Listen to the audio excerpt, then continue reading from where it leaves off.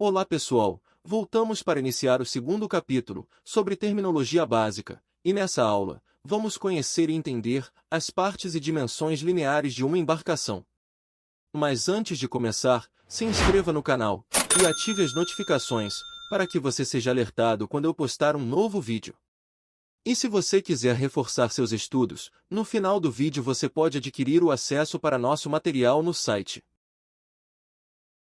E na primeira parte dessa aula, eu vou falar sobre o casco, que é a estrutura principal da embarcação, que suporta todos os outros componentes, e mantém a embarcação flutuando. O casco pode ser dividido em diferentes seções, como a proa, popa, boreste e bombordo. As embarcações são divididas em corpos de vante e de ré.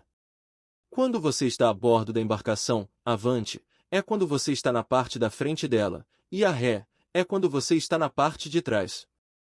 As partes laterais da embarcação são chamadas de bordos. O bordo da direita é chamado de boreste, e o bordo da esquerda é chamado de bombordo. Tem uma questão de prova, que é a seguinte: qual das correlações está totalmente correta? Resposta: que o boreste é o lado direito da embarcação, o bombordo é o lado esquerdo, a vante fica na frente, e a ré fica atrás. Outra questão de prova é a seguinte: uma pessoa posicionada na popa de uma embarcação, de frente para a proa, terá à sua direita o bordo de, resposta, de boreste. O corpo da embarcação é dividido nas seguintes partes: a parte da frente da embarcação é chamado de proa. A parte de trás é chamado de popa. Nas partes curvas do costado de uma embarcação, nas imediações da proa, por boreste ou bombordo, são chamadas de bochechas, a bochecha de boreste e bochecha de bombordo. O través é uma direção, ou uma referência na embarcação, o meio exato da embarcação é chamado de través, ou meia-nau. Agora nas partes curvas do costado da popa, nós chamamos de aletas, aleta de boreste e aleta de bombordo. Assim é composto o corpo da embarcação. É muito importante você entender estes bordos, que são usados para as regras de preferência no mar. No capítulo 6, eu vou voltar a falar sobre este assunto. Marcações relativas. As marcações relativas se iniciam a partir da proa, e sempre contando no sentido horário da embarcação, como se fosse um relógio, de 0 a 360 graus em torno da embarcação, contando sempre de 45 em 45 graus. A proa corresponde a 0 grau da embarcação. Agora a bochecha de boreste corresponde aos 45 graus. O través de boreste aos 90 graus. A aleta de boreste corresponde aos 135 graus. E chegamos na popa, que corresponde aos 180 graus. A aleta de bombordo corresponde aos 225 graus. O través de bombordo, aos 270 graus. A bochecha de bombordo corresponde aos 315 graus. E concluindo na proa, os 360 graus da embarcação. Agora eu vou falar de dois exemplos de prova. Primeira questão: um objeto que esteja por nossa aleta de bombordo está na marcação relativa de? Resposta: 225 graus. Outra questão de prova é a seguinte: qual a parte do barco que corresponde a 0 graus relativos? É chamada de proa. Essas direções são sempre exibidas ou comunicadas com 3 dígitos, incluindo 0 se necessário. Por exemplo, para indicar 45 graus da bochecha de boreste, devemos falar 0, 4, 5 graus. Então, para finalizar o assunto das marcações relativas, elas são um ângulo que existe entre a proa da embarcação e um objeto, ponto ou direção. Estrutura da embarcação. Essa é a visão lateral da embarcação, e toda a construção começa pela quilha, que é a espinha dorsal da embarcação. É a parte inferior do casco, que ajuda a estabilizar a embarcação e a mantê-la em linha reta quando vamos navegar. Essa embarcação está dentro d'água, e podemos ver isso pela linha d'água, que é a linha em que a superfície da água e o costado da embarcação se encontram. O costado é o revestimento ou forro exterior que envolve toda a embarcação. Tudo que está abaixo dessa linha d'água é chamado de calado. O calado é a medida da distância vertical, desde a quilha até a linha d'água, isso quando a embarcação está flutuando, Também é conhecido como obras vivas. Agora a distância vertical, entre a linha de flutuação e o convés principal da embarcação, é chamada de borda livre, também conhecido como obras mortas. O pontal é a soma destas duas, do calado com a borda livre, ou seja, o pontal é a medida da quilha, até o último convés habitável da embarcação. Agora prestem atenção, se eu tirar peso da embarcação, ela vai ficar leve, certo? Então ela vai subir. Na sua prova pode cair a seguinte pergunta: é correto afirmar que, à medida que vamos retirando peso de bordo, resposta, a borda livre aumenta, e o calado diminui. Mas Maicon, então se eu colocar, ou diminuir os pesos dessa embarcação, o calado e a borda livre, irão alterar o seu tamanho o tempo todo, pessoal, mas o pontal não se altera, porque o pontal é a medida da quilha, até o último convés habitável, independente se ela está mais pesada ou mais leve. O comprimento total é a medida de proa a popa de uma embarcação, isso sem contar o motor. Agora a boca é a maior largura de uma embarcação. O contorno é uma medida que não é linear, ela não é em linha reta, porque ele começa numa borda, lá em cima, passa por baixo da embarcação, sem contar com a quilha, e termina no outro lado da embarcação. Para finalizar este assunto, tem uma questão que pode cair na prova, que é a seguinte: quais são as dimensões lineares de uma embarcação? Resposta: o comprimento total, a boca, a quilha e o calado. Observe que de todas essas medidas que nós falamos, são em linha reta, menos o contorno que não é linear, ele não é em linha reta, por isso não entra nestas dimensões. Nesta parte, vamos falar sobre a importância da estabilidade. A embarcação trimada é quando o calado de vante é igual ao calado de ré. Neste caso, falamos que a embarcação está trimada. A embarcação trimada é o jeito correto que devemos navegar. Agora, quando uma embarcação está derrabada, é porque falta peso na proa e tem excesso de peso na popa. Por outro lado, quando a embarcação está bicada, significa que há excesso de peso na proa e falta de peso na popa. Para que possamos fazer uma boa navegação, é fundamental fazer a correta distribuição de pesos a bordo. Isso serve para manter a estabilidade e o equilíbrio da embarcação. Agora vamos falar sobre embarcação adriçada e embarcação com banda.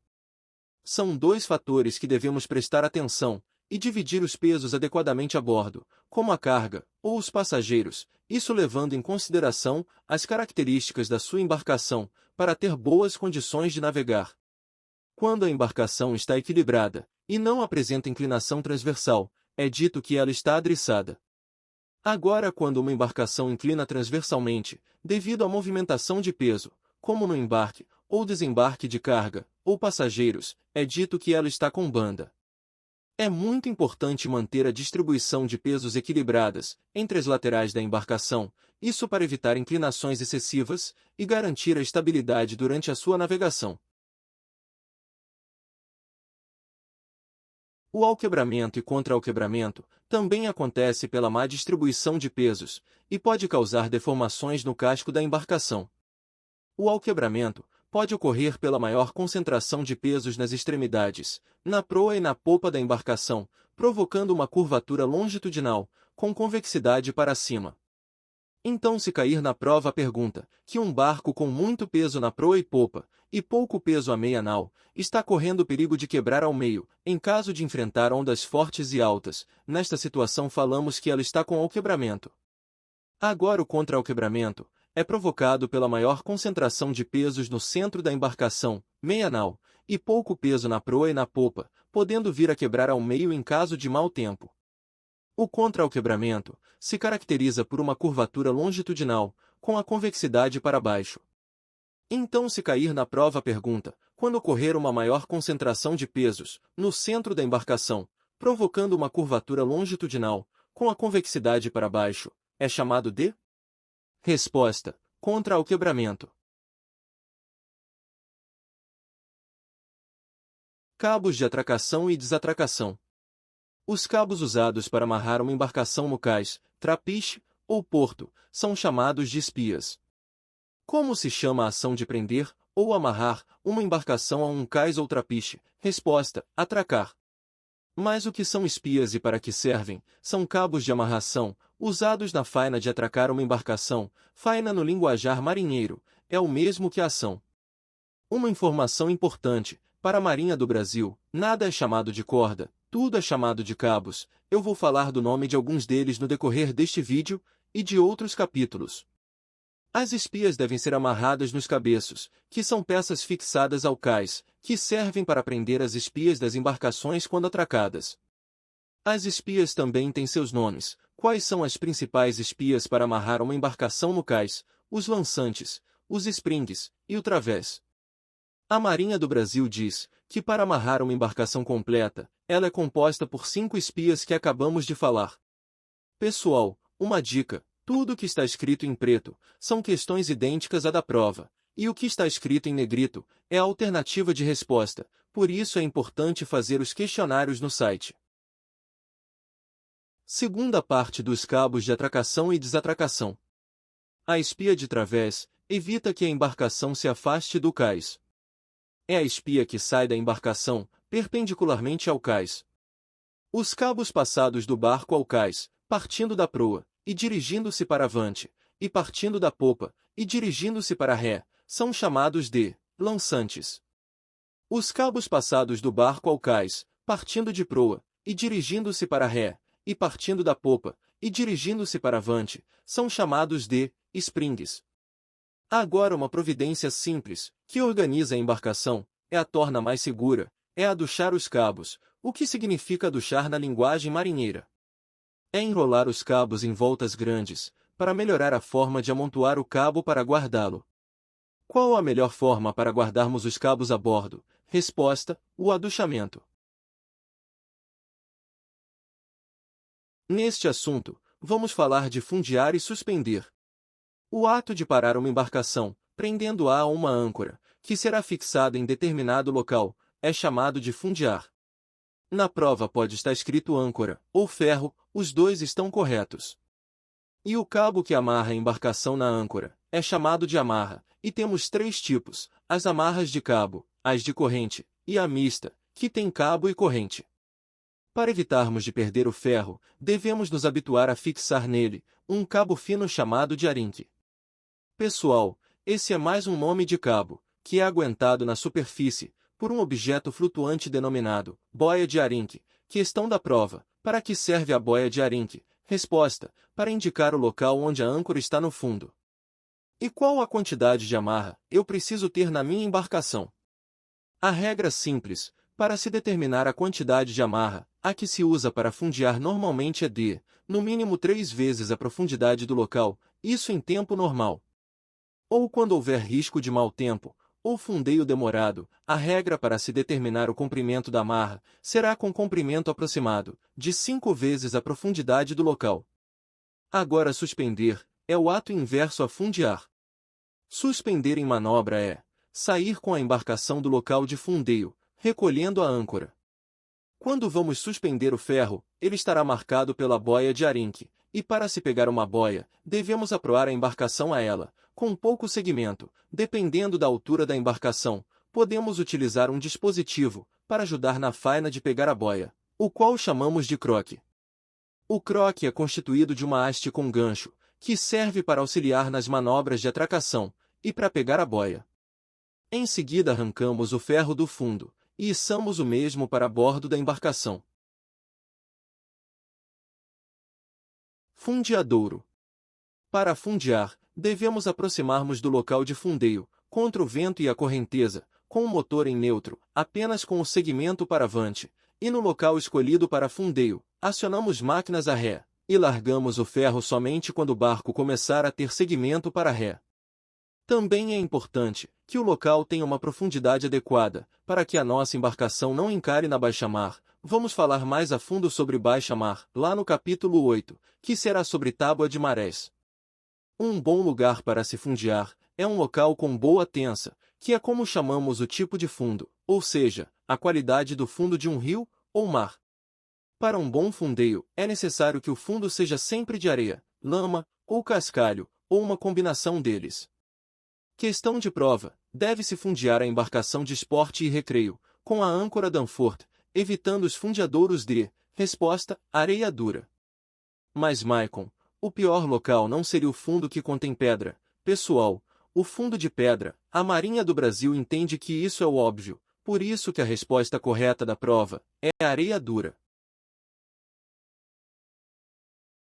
O raio de giro é o local que possamos ter um espaço suficiente, que permita que a embarcação gire sem perigo. Ela gira por conta da corrente, ou ventos em torno do seu ferro, e isso pode fazer com que a embarcação venha bater em outras embarcações, ou em outros lugares. E por isso que deve-se evitar fundear onde, resposta da prova, onde o espaço de giro seja limitado. Agora eu vou dar uma dica importantíssima de um tipo de questão que cai na prova, e que muita gente acaba errando este tipo de questão. Tomem cuidado com as questões que contêm a palavra exceto. Vou dar um exemplo idêntico de questão de prova. São características de um bom fundeadouro, exceto ter apoio de uma marina, ter uma profundidade adequada para fundeio, ter um fundo de boa tensa, ter um fundo de má tensa, ser abrigado de ventos, correntes e ondas. Reparem que na questão, o exceto é para a alternativa que não é. 4 alternativas são características boas para um bom fundeio, exceto ter um fundo de má tensa, que não é uma característica boa para fundear, que é nossa alternativa correta. Agora vamos falar das partes do leme. Mas o que é o leme e para que serve? Com relação ao leme, podemos afirmar que é uma estrutura metálica, ou de madeira, que tem por finalidade dar direção à embarcação, e mantê-la no rumo determinado. O leme é o principal aparelho de governo da embarcação, e o que comanda o leme é a cana, o volante, ou timão. Tomem cuidado com as pegadinhas na prova. O leme dá direção para a embarcação, ele não a impulsiona. Basicamente, o leme se divide em 3 partes: madre, cana e porta. Você quer gravar de forma fácil? É só lembrar que a madre bebeu cana e deu com a cabeça na porta. Ou para os mais cachaceiros, na alternativa de resposta da pergunta na prova, responda a única alternativa que contém a palavra cana. Agora, em uma situação de emergência, o ângulo ideal para se aplicar no leme, e se obter uma guinada rápida, é em torno de 45 graus para o bordo desejado. E tem uma questão que cai na prova referente a isso. A pergunta é a seguinte: com relação ao comportamento e atuação do leme em uma embarcação, é correto afirmar que, quanto maior o ângulo do leme, mais rápida será a guinada. Agora vamos falar do hélice, que é uma estrutura metálica, dotada de pás, e que tem por finalidade impulsionar a embarcação, para avante, e para ré, através do seu giro. As pequenas embarcações em geral, são movidas por motores, que transmitem um movimento de rotação a um eixo propulsor, que possui uma hélice em sua extremidade. Esse eixo propulsor é apoiado em mancais, que suportam seu peso, e mantém ele alinhado, e um mancal muito importante é o da bucha telescópica do eixo, que se localiza na abertura do casco, por onde o eixo passa para fora da embarcação. Agora que sabemos que é o hélice que impulsiona a embarcação, eu vou falar de uma questão que cai muito na prova. Em mar ruim, para vencer as ondas grandes, devemos acelerar na subida e desacelerar antes da descida. Outra questão que também cai muito na prova é o efeito das águas rasas. De um modo geral, o efeito das águas rasas é aumentar a resistência à propulsão da embarcação. Isso quer dizer que toda embarcação, lancha, moto aquática e jet ski precisa de água abaixo dele, para transformar essa água em força e impulsionar a embarcação. Direção do vento relativo, barlavento e sotavento.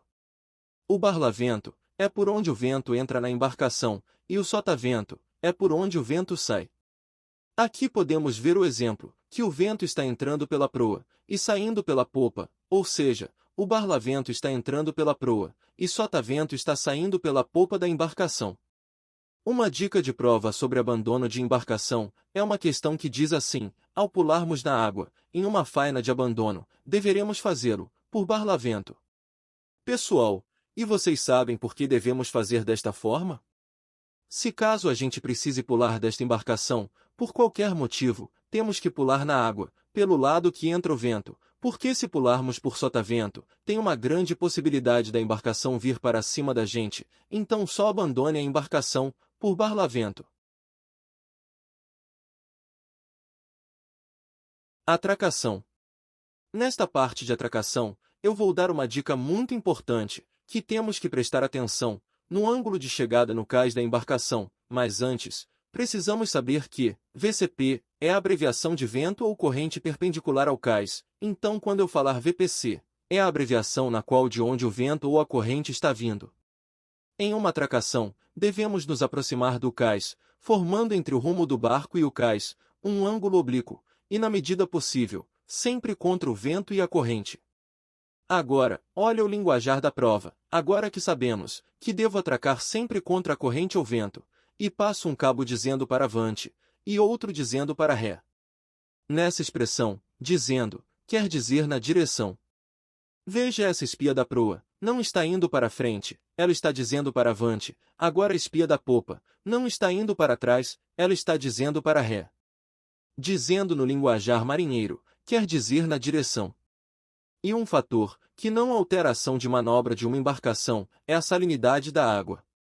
Apenas uma observação, todas as frases que estão em preto, são tudo perguntas idênticas à da prova. Em azul, a alternativa da resposta correta, eu só não estou colocando todas as alternativas de resposta, por isso é importante, que ao terminar os vídeos, vocês façam os questionários do site. Agora eu vou explicar as 4 situações da atracação, já no formato das perguntas da prova. A primeira atracação é da regra geral. Para atracar deve-se, em regra geral, manobrar da seguinte forma, aproximar do cais, num ângulo de 45 graus, de modo a passar um cabo de proa, logo que possa, colocando o leme para o bordo oposto ao cais, para deslocar a popa para este. Agora numa atracação, com vento ou corrente perpendicular ao cais, com aproximação a barlavento, deverei me aproximar com a embarcação, paralelo ao cais com pouco segmento. Terceira atracação, numa atracação com vento ou corrente perpendicular ao cais, com aproximação a sotavento, deverei chegar com a embarcação, com um ângulo aproximado de 45 graus. E a última, numa atracação com vento ou corrente paralelos ao cais, deverei aproximar, sempre contrário ao vento ou corrente, com um ângulo menor que 45 graus em relação ao cais. Mas Maicon, isso não vai me confundir na hora da prova?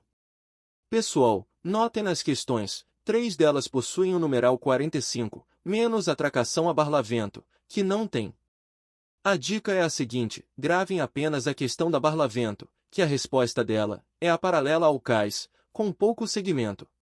As demais na prova, assinalem a única alternativa de resposta que contém 45 nela, porque as demais opções de resposta não terá mais nenhuma alternativa com numeral 45. Essa é a dica, se a questão não for a barlavento, ache a frase que contém alternativa com 45 graus, e assinale como certa. No slide acima, aprendemos sobre tipos de atracação com embarcações de apenas um hélice, mas Maicon, e se a minha embarcação tiver 2 hélices? Vou falar 2 questões para vocês, para embarcações com 2 hélices que mais caem na prova. A primeira questão, as embarcações de 2 hélices, ao se aproximarem para atracação, deverão fazê-lo com a proa num ângulo aproximado de 20 graus em relação ao cais, e com o segmento reduzido. Essa questão de prova, ela foge da regra dos 45 graus que aprendemos no slide anterior, então para a questão de prova de embarcação com 2 motores, a resposta será D, 20 graus e com segmento reduzido. A outra questão de prova é a seguinte, quando numa embarcação de 2 hélices, um deles dá ré, e o outro adiante, com a mesma rotação, essa embarcação tende a girar a proa, para o mesmo bordo do hélice que dá ré. Para evitar as possíveis pancadas no costado, contra o cais, podemos passar pela borda do barco que está atracado, algumas peças macias de borracha ou outro material, chamadas de defensas. Tem uma outra questão de prova sobre defensas que cai assim, o que pode ser improvisado e usado como defensa numa atracação? Resposta, espias e pneus desgastados. Essa questão é uma pegadinha, que pega muita gente na prova. Por que usar o pneu? Até concordamos, mas por que usar as espias? Pessoal, é porque elas não serão usadas como aprendemos lá na parte das espias. Os marinheiros fazem um trabalho de marinharia, Para transformar essas espias em defensas, fica quase igual um rolo de lã. Os marinheiros fazem isso usando espias velhas, transformando elas em defensas de improviso, para proteger a embarcação. Aqui neste slide, as respostas da prova, eu tive que deixar na cor branca, por conta do fundo do slide. Em preto segue a mesma dinâmica, que é a pergunta na prova. Agora vamos falar da desatracação, que é a manobra inversa à atracação, ou seja, vamos largar as espias do cais ou de outra embarcação. Havendo vento ou corrente pela proa, a desatracação fica mais fácil. Iniciamos folgando primeiro os cabos de vante, mantendo-os de ré apertados, esperamos a embarcação abrir, e soltamos o spring de popa, e damos máquinas avante devagar. Agora vendo corrente ou vento pela popa, a desatracação iniciamos folgando primeiro os cabos de ré, mantendo-os de vante apertados, para que o vento ou corrente afastem a popa da embarcação, mantendo o leme na direção do cais. Na sequência, damos máquinas atrás, soltando o spring de proa, que estava evitando com que a embarcação caísse avante. A dica deste slide é a seguinte: se o vento ou correnteza vem pela proa, soltamos primeiro os cabos de proa. Agora se o vento ou correnteza vem primeiro pela popa, soltamos os cabos de popa primeiro. Agora vamos falar especificamente sobre as âncoras. Como já falamos, elas também são conhecidas como ferro, e sua função é evitar o deslocamento da embarcação, mantendo ela presa no fundo do mar ou rio. Quando a âncora está bem firme e bem presa ao fundo, falamos que ela está unhada. Isso significa que a âncora prendeu no fundo, evitando que a embarcação venha a se deslocar. Mas quando uma embarcação é levada pelo vento, maré ou corrente, arrastando pelo fundo sua âncora, isso significa na linguagem marinheira que ela está agarrando. Agora eu vou falar de apenas 3 âncoras que mais caem na prova, mas na apostila são 7 tipos. A âncora mais comum, a bordo das embarcações de esporte e recreio, é a Danforth. Essa é a âncora mais comum nas embarcações de lazer, por ser fácil de se guardar a bordo. Agora o tipo de âncora, que devido ao grande poder de unhar, e vem tendo ótima aceitação no mercado de embarcações amadoras, é o modelo Bruce. Então se cair na sua prova, qual a âncora mais comum? Responda, Danforth, e a que está sendo mais aceita, é a Bruce. E a terceira âncora, é a flutuante, que também é chamada de drogue, ou âncora de mau tempo. Ao contrário das outras, ela não serve para fundear, elas devem ser mantidas na água, visando reduzir a velocidade da deriva. Vou aproveitar essa parte e falar que a expressão amatroca significa derivar do mar em função do vento e correntes marítimas. A seguir no próximo slide, vamos falar dos efeitos do leme e do hélice na embarcação, mas antes, precisamos entender o que significa embarcação partindo do repouso e embarcação com segmento. Para que possamos entender melhor partindo do repouso, é quando a embarcação está parada, e damos máquinas avante. Com isso a embarcação começa a ir para frente, ela ainda vai sair do local que está atracada ou fundeada. Com segmento, é quando ela já está em movimento, e colocamos o comando no neutro. Como a embarcação está na água, ela leva um tempo para parar, ou seja, a embarcação ainda tem um segmento. O segmento é a continuação do movimento da embarcação após a parada do motor. E máquinas a ré, ou marcha ré, é quando colocamos o comando para trás, e a embarcação começa a dar a ré. Na prova é falado que estou dando máquinas atrás. Agora que aprendemos sobre máquinas avante e a ré, a regra apresentada agora é adotada como regra geral pela Diretoria de Portos e Costas, e pode ser o comportamento que ocorre com maior frequência nas embarcações. Prestem atenção neste quadro, olhando da esquerda para a direita da tabela no slide, o leme será a posição na qual ele está na embarcação, se ele está no meio, se está a bom bordo, ou virado para boreste. Teremos 2 situações de máquinas avante, e 2 situações de máquinas a ré, que será avante partindo do repouso, ou com segmento, e a ré, também partindo do repouso, ou com segmento. Vamos aprender primeiro a situação de máquinas avante, e partindo do repouso. Quando a embarcação está partindo do repouso, e o leme ao meio, a proa da embarcação, vai para bom bordo lentamente. Se o leme está a bom bordo, a proa da embarcação, vai para bom bordo rapidamente. Se o leme está a boreste, a proa da embarcação vai para a boreste lentamente. Agora a embarcação com máquinas avante, e com ela em seguimento. Quando a embarcação estiver com o leme ao meio, a proa da embarcação vai para a boreste lentamente. Se o leme estiver a bom bordo, a proa da embarcação vai para bom bordo. Se o leme estiver a boreste, a proa da embarcação vai para a boreste.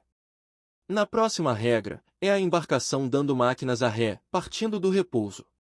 Se o leme estiver ao meio, a proa da embarcação vai para a boreste lentamente.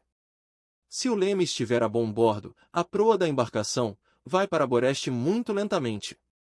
Se o leme estiver a boreste, a proa da embarcação vai para a boreste lentamente.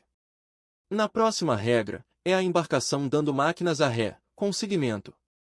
Se o leme estiver ao meio, a proa da embarcação vai para a boreste lentamente.